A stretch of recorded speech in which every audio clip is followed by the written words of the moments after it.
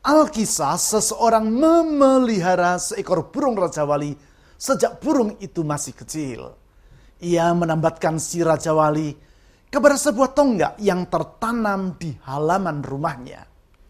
Seutas rantai diikatkan pada kaki kanan sang Raja Wali, dan ujung yang lain dari rantai itu diikatkan pada sang tonggak. Sebagai akibat, selama bertahun-tahun, Raja Wali ini hanya dapat bergerak sejauh panjang rantai itu dari tempat tonggak ia tertambat. Sekarang, Raja Wali itu sudah mulai tua. Orang tadi bermaksud untuk melepaskannya ke alam bebas, yaitu agar di akhir hidupnya sang Raja Wali dapat hidup dengan merdeka sebagaimana harusnya seekor Raja Wali. Sebab sesungguhnya seekor Raja Wali dilahirkan untuk terbang tinggi di angkasa dan bukan untuk berjalan berputar-putar di sekitar sebuah tonggak di halaman rumah. Untuk itu sang pemilik Raja Wali ini melepaskan kaki si Raja Wali dari rantai yang mengikatnya. Dengan demikian sang Raja Wali ini telah menjadi makhluk yang merdeka. Ia dapat terbang dengan leluasa ke angkasa.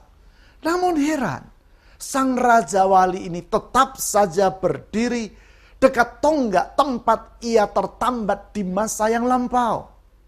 Orang tadi mengangkat Raja Wali ini dengan kedua tangannya, melemparkannya ke atas dengan maksud untuk memaksa si burung itu untuk terbang jauh. Si Raja Wali mengepakkan sayapnya sebentar dan kembali hinggap dekat tonggak tempat ia pernah tertambat. Apapun yang dilakukan oleh sang tuan agar burung Raja Wali ini pergi ke alam bebas tidak berhasil. Walaupun tidak ada lagi rantai yang mengikat kakinya, namun si Raja Wali tetap berjalan berputar-putar di sekitar tonggak sejauh panjang rantai yang pernah mengikat dirinya. Singkat kata, secara fisik Raja Wali ini telah merdeka. Namun secara batin, ia masih terikat pada tonggak tempat ia pernah tertambat. Secara status, ia telah dibebaskan sehingga seharusnya dapat hidup sebagaimana harusnya seekor Raja Wali. Namun dalam fakta, ia masih tetap hidup dalam keadaan terpenjara sebagaimana masa lalunya. Hal inilah yang sering terjadi dengan seseorang yang telah menjadi pengikut Kristus. Oleh kuasa pengorbanan dan kebangkitan Kristus, ia telah dibebaskan dari kuasa dosa, sehingga seharusnya ia dapat hidup sebagaimana harusnya kehidupan seorang warga kerajaan Allah. Namun dalam realita, ia masih juga terikat kepada dosa-dosanya di masa lampau. Ia telah merdeka dari tawanan dosa dan iblis.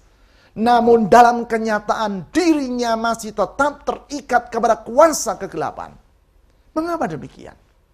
Mengapa seseorang yang sudah menjadi pengikut Kristus, ada yang masih juga jatuh bangun di dalam dosa-dosa yang lama?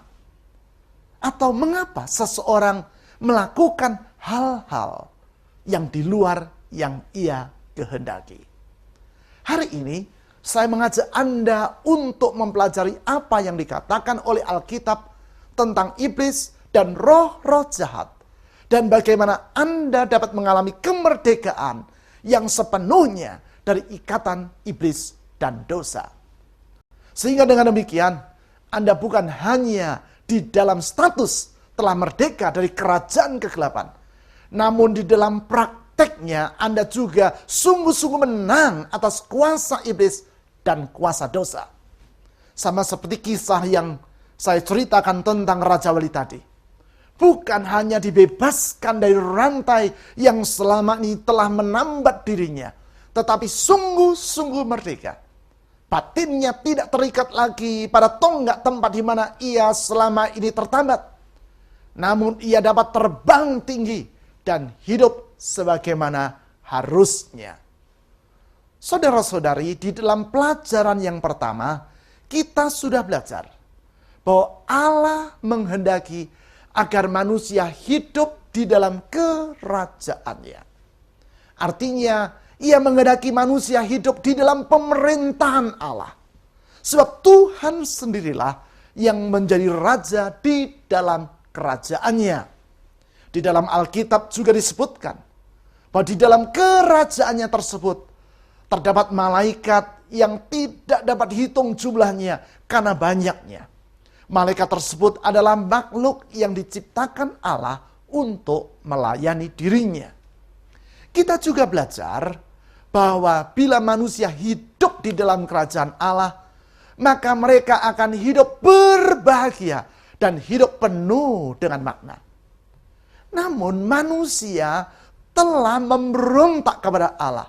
Itu sebabnya mereka hidup di luar dari kerajaan Allah. Artinya mereka hidup di dalam kerajaan kegelapan. Apabila Tuhan adalah penguasa dari kerajaan Allah, maka di dalam kerajaan kegelapan, iblislah yang menjadi penguasanya. Sebagaimana Allah di dalam melakukan pekerjaannya, ia dilayani oleh malaikat. Demikian juga iblis ini dibantu oleh para malaikatnya, yaitu setan-setan dan kuasa roh jahat. Siapakah mereka ini? Dan dari manakah mereka berasal? Di dalam Yesaya pasal yang ke-14, ayat yang ke-13 sampai 14, disebut bahwa iblis adalah berasal dari seorang malaikat yang bernama Lucifer. Kata Lucifer ini artinya adalah bintang timur. Yang bersangkutan adalah seorang malaikat yang memberontak kepada Allah, yaitu dengan bermaksud menyamai Allah. Sebagai akibat, dia jatuh ke dalam dosa, dan sejak itu ia disebut sebagai iblis. Di saat Lucifer yang adalah seorang malaikat utama ini memberontak kepada Allah, ia mengajak sebagian dari malaikat-malaikat yang tingkatannya lebih rendah dari dirinya untuk ikut memberontak kepada Allah.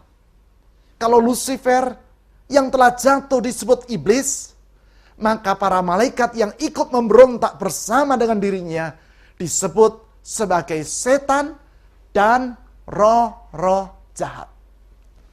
Mengenai tingkatan-tingkatan iblis dan para malaikatnya, yaitu para setan ini, Alkitab tidak membahasnya secara panjang lebar. Di dalam Alkitab hanya dinyatakan bahwa iblis dan para setan itu memang benar-benar ada. Mereka bekerja siang malam untuk merugikan manusia. Mengapa Alkitab tidak menjelaskan tentang masalah iblis beserta dengan para setannya itu secara panjang lebar? Sebab Alkitab adalah kitab suci yang memperkenalkan Allah dan bukan iblis.